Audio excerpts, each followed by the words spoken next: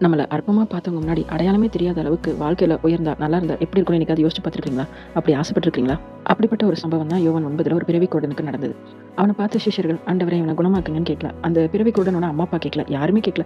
அந்த சீஷர்கள் வந்து, "இவன் செய்த பாவமா? இவன் பெற்றோர்கள் செய்த பாவமா? இவன் எதனால இப்படி இருக்கிறான்?" அப்படின்னு கேட்கிறப்ப, ஆண்டவர் வந்து அவங்களோட உதாசீனம், அவங்களோட lack of empathy actually it brought him to Jesus. So ஆண்டவர் என்ன பண்ணாருன்னா, "அவனுக்கு கண்ல சேறு உண்டாக்கி, நீ போய் சிலோவாம்ல போய் கழுவு" அப்படின்னு சொல்லிட்டாரு. இவன் சிலோவாம்ல போய் கழுவுறதுக்கு தட்டு தடுமாறி தானே போயிருப்பாப்ல. அப்போ கூட ஒருத்தரும் ஹெல்ப் பண்ணல.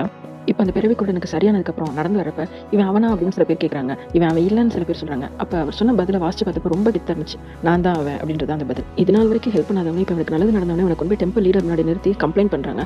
அவங்களும் ஜீசஸ வந்து டினை பண்ண சொல்றாங்க. பட் நம்மால் தெளிவா நின்னுட்டாப்ல. இதனால டெம்பிள் லீடர்ஸ் இவனை ரிஜெக்ட் பண்ணிடுறாங்க. இத கேள்விப்பட்ட ஜீசஸ் திரும்ப இவனை வந்து பார்த்து தன்னை ரிவீல் பண்றாரு. சிஷ்யர்களோட லேக் ஆஃப் எம்பத்தி இவனுக்கும் ஜீசஸ்க்குமான ஃபர்ஸ்ட் சந்திப்பை ஏற்படுத்தி கொடுத்துச்சு. இப்ப டெம்பிள் லீடர்ஸோட ரிஜெக்ஷன் இவனுக்கும் ஜீசஸ்க்குமான 2வது சந்திப்பை ஏற்படுத்தி கொடுத்துச்சு. அதனால அவங்க பரிகாசம் பண்றாங்கன்னு நினைச்சு நீங்க வேதனைப்படாதீங்க. உங்கள தூக்கிவிட உங்கள் பரம தகப்பன் உண்டு.